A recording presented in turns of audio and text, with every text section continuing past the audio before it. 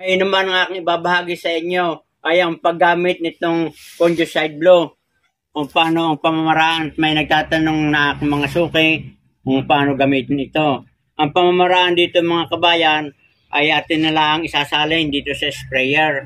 At ito ay templado na, wala na kang ihahalo kahit ano. At kailangan lang, ang inyong pag-spray ay huwag salungat sa hangin. Kailangan payon para hindi nyo nasasanghap. At pangalawa, ay pwede kayong gumamit ng glove o kaya ay yung mask. Mga kabayan, bago natin ilagay sa sprayer, atin munang kakalugin. Sisik natin maigi. Humalo na yung kanyang kulay.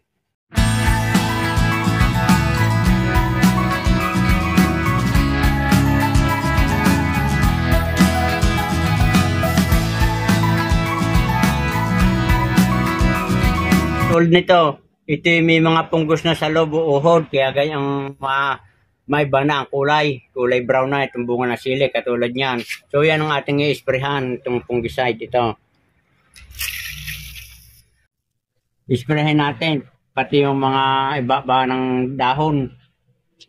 At kailangan ng pag-spray natin mga kabayan ay huwag yung salungat sa hangin.